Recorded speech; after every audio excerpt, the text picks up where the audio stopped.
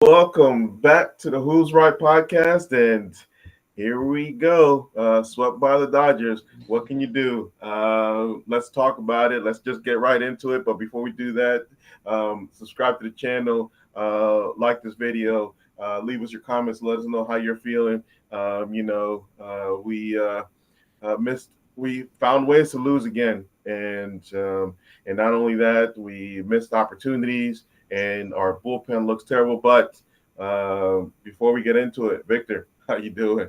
Um, what at what point do we say let what well we said it already. Let's sell a team, right? But what at what point does David Stearns and Steve Cohen say that's enough? Let's just get everybody out of here.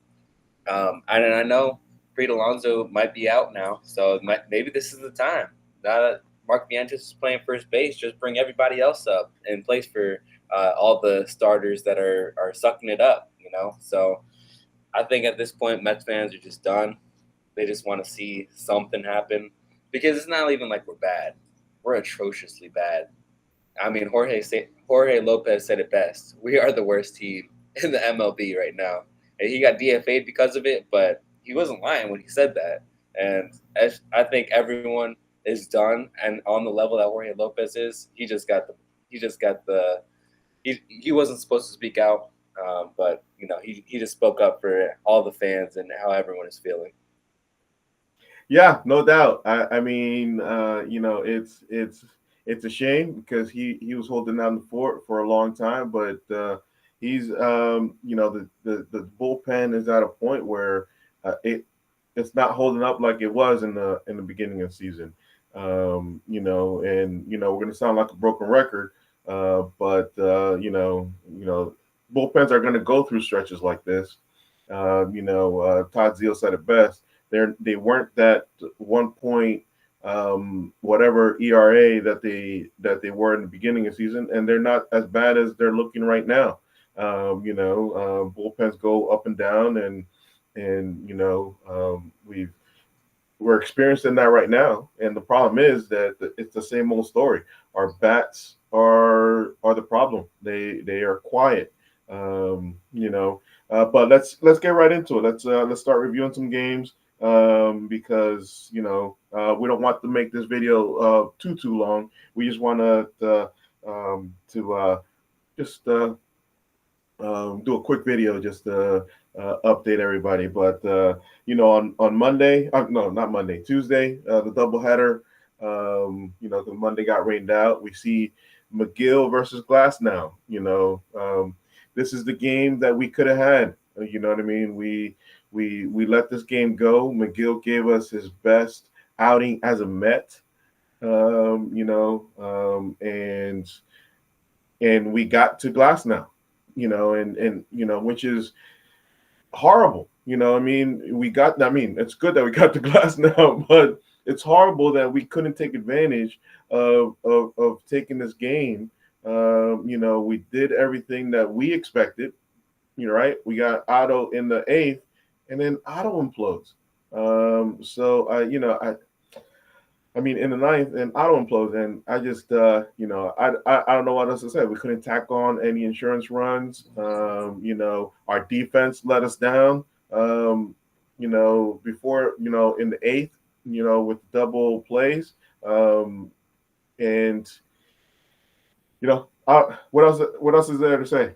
I mean, the Mets have blown at least 7 of their last 8 saves or something like that. And that's just a formula for disaster.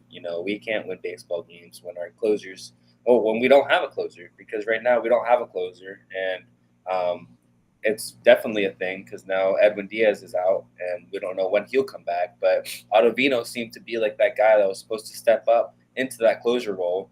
And this is why he took a pay cut in the offseason, it seems, because he can't have that confident back to back starts or back to back appearances.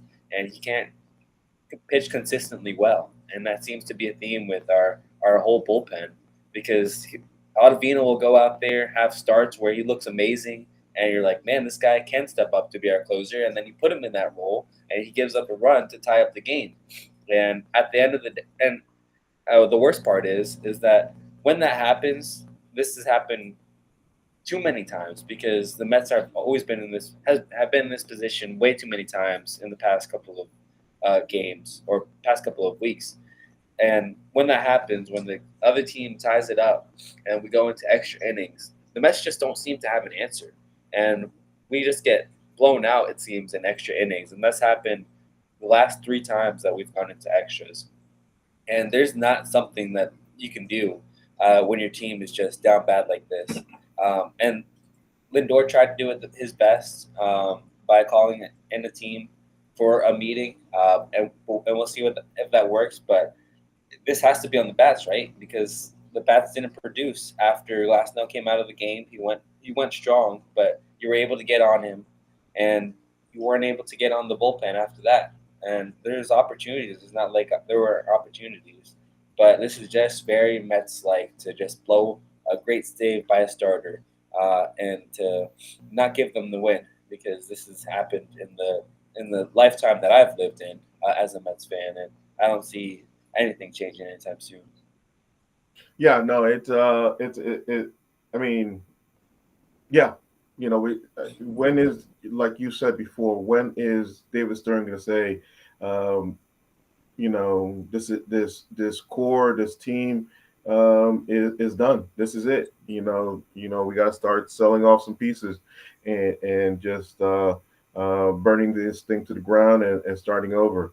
And then we go to game two, and we're lifeless, right?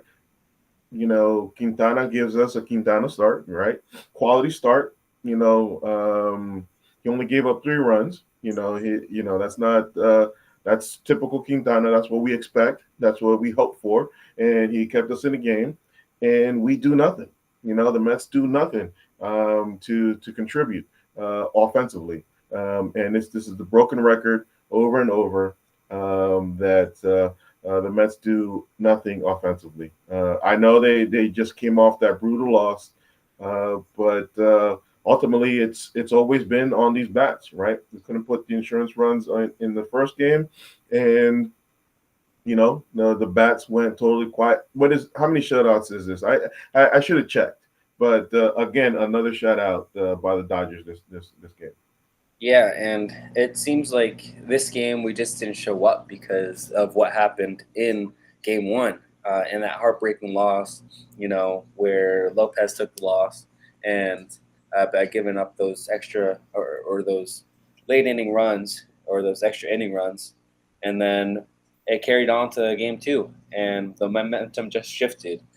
Imagine how different things would have been if we would have been able to get that save and go into game two, because baseball is a game of momentum, right? And when we're not able to feel good going into the next game, when that just happened an hour before, where you just blew another game, I think this is just written on the walls that this is just going to happen to your team, and but it's unacceptable to say the least. You still can't have that excuse. This is Garrett Stone that isn't flashy.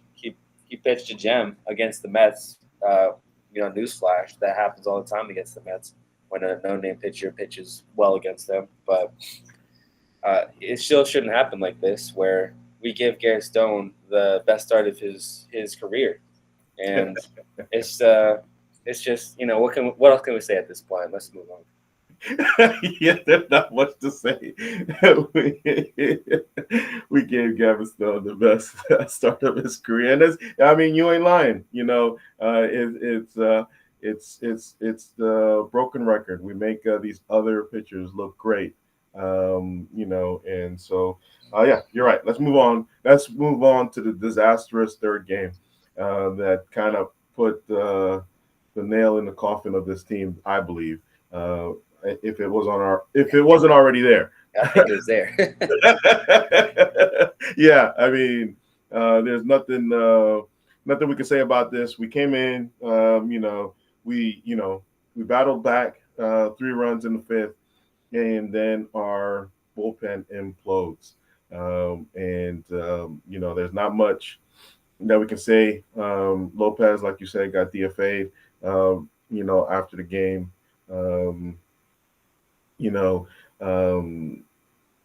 Ottavino came in to hold it down, and literally, I don't even know. He looked horrible and imploded. There's not much to talk about. We tried to battle back. I can't put this one on the bats. First one I can't put on the bats because our bullpen completely imploded, and the way our bats have been going, you can't expect our bats to come and erase a 7-run lead. I think I kind of want to disagree with you there, and this is something that we're always going to try to do is divert the blame to someone else. And in this game, you could easily say it's the bullpen, but our bats really didn't do anything. You have Mark Vientos going 0 for 4 when he was supposed to be the savior of the team, right? And then you have JD Martinez hitting one double, but striking out 3 times in a position where he had an opportunity to tack on some runs. Not Francisco Alvarez, Francisco Lindor. He's still not doing well. And if I go back down the box list, then we can talk about everybody that's not been hitting well. Tyrone Taylor, Brendan Nimmo. And obviously Pete Alonso went out in this game, and we'll see if he comes back in the future. I think all the imaging looked fine. He might miss a game or two, and for his sake, he'd probably want to come back because his season has not looked good so far, and he probably needs to get back out there to be able to make as much money as he can. I don't think anyone's taking him for whatever contract he wants at this point in the season, unless we trade him now and he gets a good contract because he plays well with another team, and I could definitely see that happening. But our bats just didn't show up, and our bullpen looks like it took the hit for it. But when you look at it, yeah, they gave up 7 runs. But when you're already losing, when you're already in a position to lose, because the inning before that they had an opportunity to drive in runs, then that's just bound to happen. The glue won't hold in situations like this, and the glue didn't hold. But Ottavino didn't look good again. Jorge Lopez didn't look good. Only one that looked good in this outing was Sean Foley, right?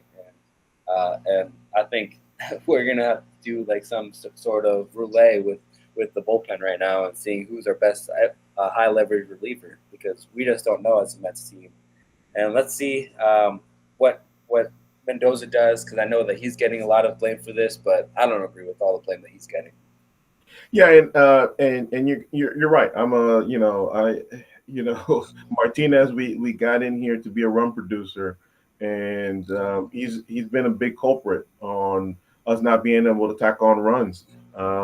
He's been coming up on big moments, and he's not been producing. And he's the guy that we literally signed instead of bringing up Vientos from the beginning. Martinez is the guy we signed to be that run producer. Because if we are getting what we're getting from Martinez, how different is he from Vientos right now? He's no different.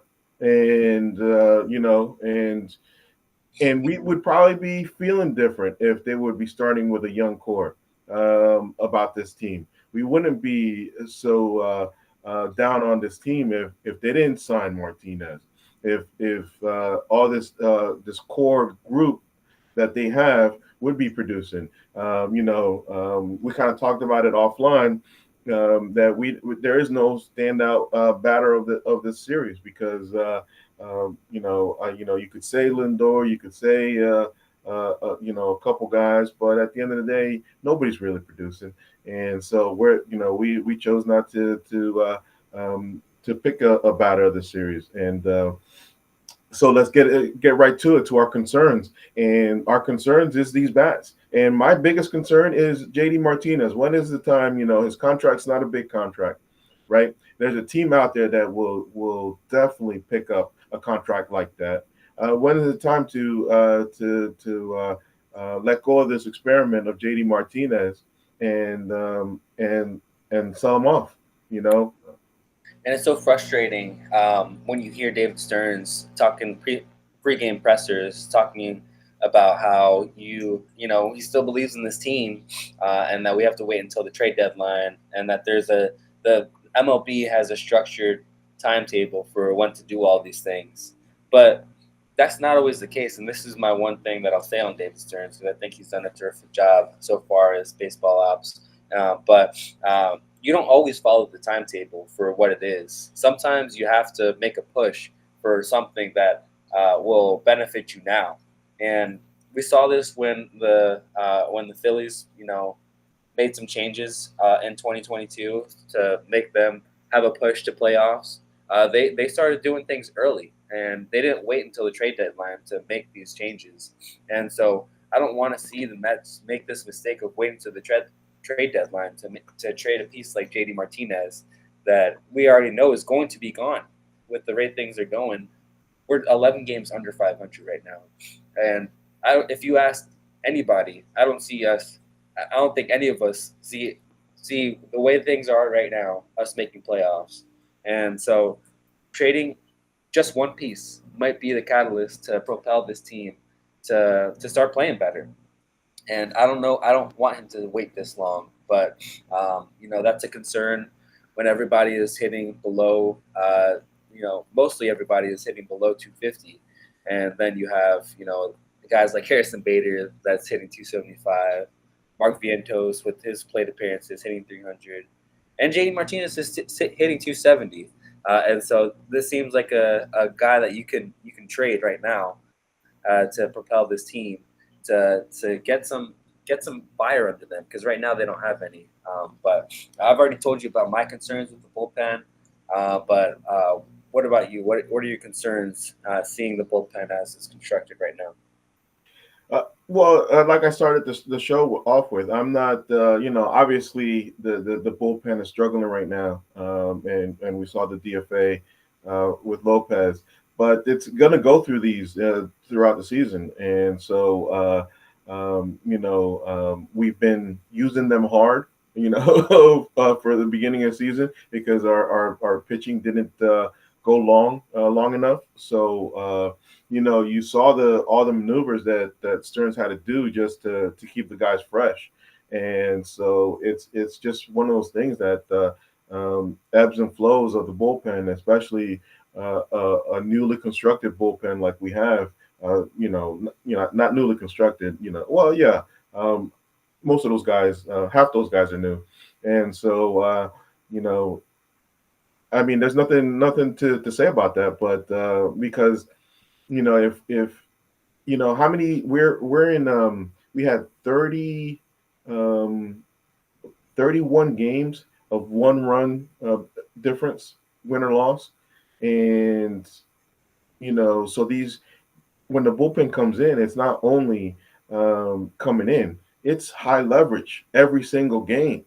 So the extra stress that goes into pitching those games, on top of the overuse, it's just going to weigh on that bullpen. So Yeah, it's just one of those things that I don't think the bullpen ultimately is the problem. I think the problem ultimately is the bats, and the bats continue to be a problem. It's been a year and a half now. It's not like we're talking about this recently this year. It's been a year and a half now. This is the name. This is the story of this core that they can't hit, and or not hit consistently. The biggest gripe with JD Martinez is not that he has a 270 average, is that when he gets a hit, it's obviously this last game he got a hit in to tie up the game, but for the most part he's not been coming in clutch, and he's had multiple opportunities. It's not like we're talking about one or two. He's come up almost every single time with an opportunity to score runs, and he rarely does it. And that's, I think, my biggest concern. Lindor looks like he's waking up from his early usual not hitting well. He's even gone to the glasses versus the contacts. And he's doing everything in his power to get out of his slump, and it looks like he's breaking out.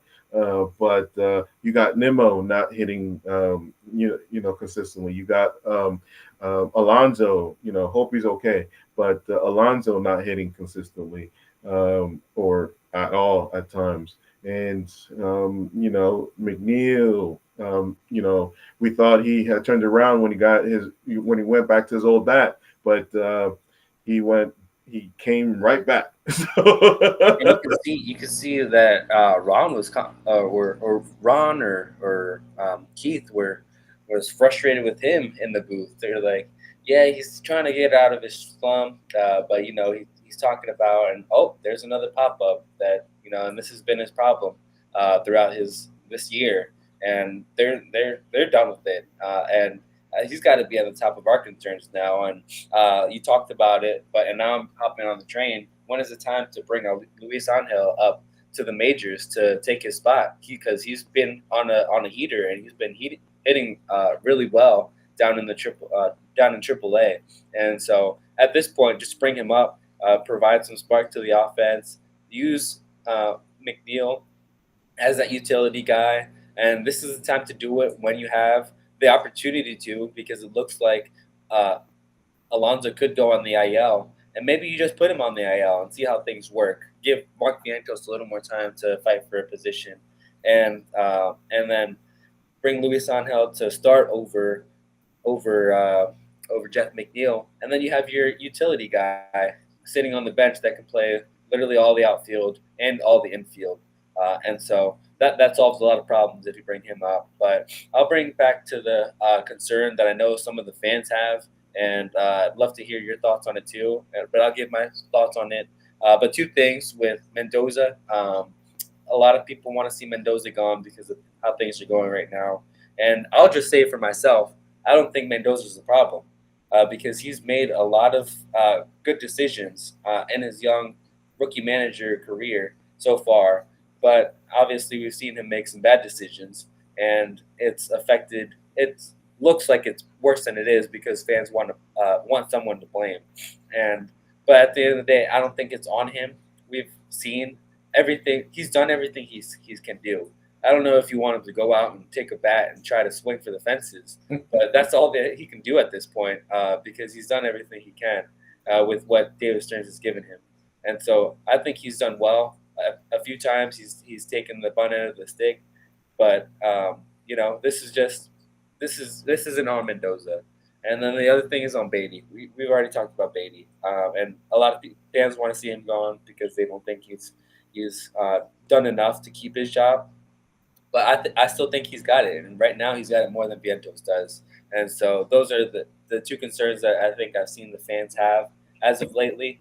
And those are just my thoughts on those two things. Yeah, no, I mean, I think I said in the video just not a few minutes ago, these bats have been like this for a year and a half now. It's not something that's new. And if it's been like that for a year and a half, how can it be on Mendoza, right? Mendoza's trying to do everything he can to switch things up, to make things happen, and the only thing that Mendoza can do right now is wait on Stearns to sell these pieces. That's the only thing that Mendoza can do because this isn't on Mendoza. Mendoza can't do anything about these guys not hitting. You bring in JD Martinez to be a clutch contributor, and he becomes just like the rest of the core and doesn't have a clutch gene in his body, and so this isn't on Mendoza. This is strictly on all these bats, that these core bats, not Beatty, not Vientos, core bats, Lindor, Marte, Alonso, Nimmo at times, even though he's going through it right now, but Nimmo has been our best hitter all year, so I don't want to get on Nimmo. But Lindor, Alonso, Marte, McNeil, those are guys that and Martinez. Those are guys that are have us in this situation, have us frustrated. And unfortunately, like you said, the fan base wants to take it out on somebody, and they look at a guy like Beatty, who's who knows that we can get rid of him, right? We can't get rid of the other guys, so to speak, because of their contracts and who they are and stuff like that. But they want to choose the guys that we can get rid of, like a Vientos, like a Beatty, because soon they're going to be on Vientos if if Vientos has this up and down game to game, like he's a new player, he's a rookie, he's not a top rookie, right? He's just a rookie, or not a rookie anymore, but you know what I'm saying. He's not a player that's been up here long enough to have this consistency added to him, right? If we know who he is, if this is the guy we know who he is, then why is he here, right? Yes, we don't know, and that's why he's here. Same with Beatty. We still don't know. We think we know, but we really don't know. There's a lot of pressure on these young guys because of our core. Because of our core, you trade this core guys, and you see these younger guys loosen up at this point, right? Because they know the expectation is not on them when it shouldn't be. This is the reason why we signed JD Martinez, right? So we don't rely on the young players. This is the reason why we signed JD Martinez, is so we do not rely on the young players. So why are we taking it out on the young players? No, it's not on the young players. It's on the core, and on the core that David Stearns needs to sell off now. And so, and as far as Alonso and Viento staying up, it might be, it might come to fruition. Alonso might need a few days, and because of us not having a middle infielder, it might be Alonso going to the IL to bring up that middle infielder and wait on this, and it might help Alonso, to be honest with you, not only heal up physically, but get a mental refresh, and so let's see what we can do here. But that's my concerns. I don't have the concerns on Mendoza or Beatty at this point. We just need to get the ball rolling on selling these pieces, because you already saw the Marlins sell pieces, and they didn't wait for this schedule, it's one of those things where we gotta start selling pieces. This timeline is moved up officially. And yeah, David Stearns, it's your move. This is your move to sell all these pieces now, so that fans have something to look forward to. Because right now, like Yuki, we're all watching every single game because we're sick Mets fans. We're not gonna just stop watching baseball because we're playing bad. We're gonna continue to cheer on this team, but we just want something good to cheer on. And so either the players need to play better.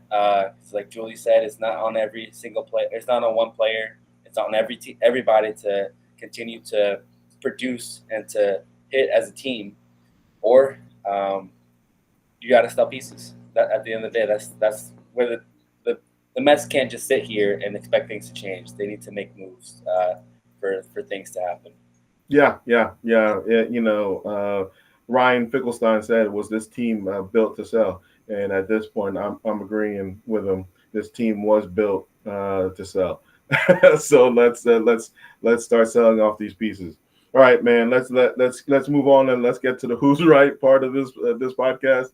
And obviously we put no batter for the Mets because it was a horrible series offensively for the Mets.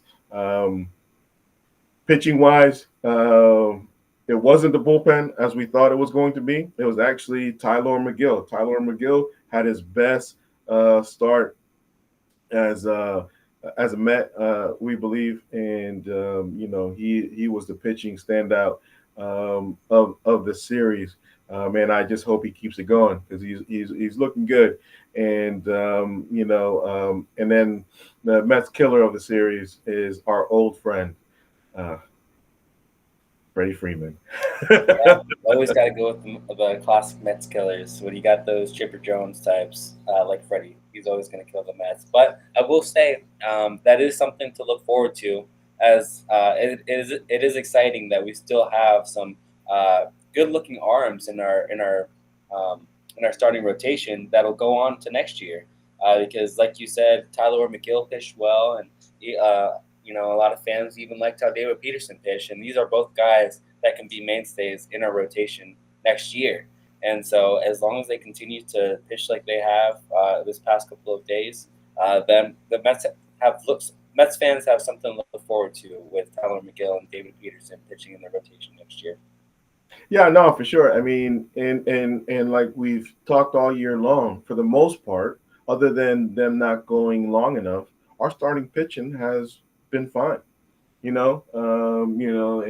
And this is another series where our starting pitching was fine, right? Tyler McGill in the game one, 7 innings, 6 innings out of Quintana, and his first start out, was a decent outing by David Peterson. He got killed by the bottom of the lineup versus the murderer's row on the top of the lineup. What can you do? You can't have it all, right? It's one of those things that our starting pitching has really done well. Let's preview the next series. And today, Thursday, we have Zach Gallen versus Scott. That's going to be an awesome game, I think. Hopefully that's like a pitcher's duel coming to. Obviously it's going to be a pitcher's duel on the Arizona side because of our bats, but but I hope Scott can come up and produce. And on Friday we got Severino and Montgomery. Monty, the guy that I wanted, not you, but I wanted has had a rough start, but it looks like he's turning it around. And looks like he's rounding back to his form. His form is, he's not a top pitcher, but he is a quality start. And on Saturday, Darrell Day, we got Mania and Watson, which is Yuki's standout pitcher of the series. And then on Sunday, we got we don't have somebody listed for pitching. We got Fott for Arizona, and it's interesting to me to see that we don't have anybody listed for pitching because that would be Tyler McGill's spot. So I just assumed Tyler McGill would be the guy, but we'll see. We'll see who will come out. But what do you think of the series? Yeah, honestly, it could be Tyler McGill, or they bring up Jose Budo again because he's eligible to be brought up, and they want to give the guys an extra day rest. So I could see Jose Budo starting that spot, getting another chance at the majors, and hopefully he's here to stay. Hopefully we make a move to where, I don't know how it's going to work because obviously David Peterson is back, and that's going to be a struggle, a fight for that last starting position, and he's looked good. And so at this point, it's going to be looking like you either have to DFA Adrian Hauser because at this point he's going to start, and in that spot it looks like if it's not Jose Budo, or you move one of those pieces to the bullpen. And I don't know what the right move is, but it'll be interesting to see what the Mets do. Christian Scott is definitely going to be the pitching duel of this time around, but it also could be Severino and Montgomery because this is going to be, I think, a very low scoring series. The Diamondbacks haven't been hitting that well either. They've been pretty cold as of lately, and their pitching has kept them above water. They're still above water, but they're still 5 games below 500. And this could be a series where the Mets can get back into it. They've played some pretty hot teams, or not hot teams, but pretty good teams. The San Francisco Giants just took 2 out of 3 from the Phillies, and they can really um, they look really good right now. And so maybe we just got them at a hot time, and the Dodgers are just the Dodgers, and so maybe we just need a team like the Diamondbacks where they're also cold and they're not that great, and just to get back into the swing of things. And I hope that what you said isn't true, where our bats don't show up and Zach Gallen and Montgomery just have the pitching performances of their life. But we very much could be, and let's hope that Lindor, talking some sense into them, will carry on to this series. Yeah, no, for sure. And yeah, I'm not hoping our bats don't succeed because just like Yuki, we're watching every single game. You know, so I want them to do something. I don't want to come out here and talk about the. I'm tired of talking about their bats. But who's your? You know, you go first this time. Who's your Mets batting standout of the series? Yeah. I'm actually gonna go with someone that I thought looked pretty good in this past series, and I think he's going to get more starts now, and he's gonna. I think more so, he's going to look good defensively, and I hope that it carries on to his offense as well. But I think Brett Beatty's going to have a good series. He's not been striking out as much as he has. He's been getting bat on ball, and that's a good sign for him when you can at least get out and play. So I think that he has a good series this time around, and that he solidifies his starting position at third base. Yeah, no, not a bad pick. Not a bad pick. You know, I'm hoping that, but I'm gonna go with one of the veterans. I'm gonna go with um, you know, with Nimmo, kind of breaking out of his little mini slump that he's in. And so Nimmo's my guy. As far as the pitching standout, um, I'm gonna go with the young buck. I'm gonna go with Scott tonight. You know, Scott's the guy. I know that Yuki has Manaya, but who do you have? The guy that's been the consistent starter in this whole year, Severino, is going to be another interesting piece to watch because he's on a 1 year deal and he can very much be traded by the deadline. And I think that he still has something to fight for, even when these Mets don't have anything to fight for. He's fighting for trade deadline date, and just like Tommy Pham last year, all these guys on 1 year deals can still fight for their contracts next year. And it's not like these Lindor types, these Nimmo types, these other guys that haven't been producing types that don't have anything to fight for. Severino can have a good series or a good rest of his year and look good to next year. And I think he continues to do that. Yeah, that's good. That's good. And who's your Mets killer of the series? Mets killer is my boy. I'm gonna go with him. Um, Ketel Marte. He hasn't been hitting well, but I think he wakes up a little bit, and he's one of their star pieces. When you got a guy like Corbin Carroll that's not hitting well right now, Ketel can pick up the slack for a guy like that. And so I think he wakes back up. I like the guy. I don't have anything against him, but yeah, I think he has a good series. Yeah, no, you know, and funny enough, you mentioned my guy. I'm gonna go. You know, he hasn't been batting well all season long, but you know, he had a good game yesterday, and I think he's gonna start breaking out. Is back to his rookie form. Corbin Carroll is my guy as the meth killer. But again, we picked these guys not to be the big Mets killer, but a thorn in their side. And Yuki got Yuri Gurriel as the Mets killer, and so let's see what the Mets are the Mets going to bounce back. Let us know how you're feeling. Give us your comments. Let us know how you're feeling about this team. Is it time for David Stearns to pull the plug on this team and just sell off some pieces? You know, we're not going to get into the minors. You know, we already went longer than we wanted to in this series in this video. You know, there's a good game by McLean a couple days ago. or yesterday, I think it was. But don't want to get too much into it. We want to get out of here. So remember to subscribe to the channel, like this video, leave us your comments, let us know how you're feeling. Are you feeling the way we're feeling, or do you still have some optimism? And before we get out of here, Victor, any last words? No, I was just looking at their lineup really quick again because I completely forgot about Jock Peterson, and he's probably going to be the Mets killer of next year. But that's not my pick. I'll stick with Cattell.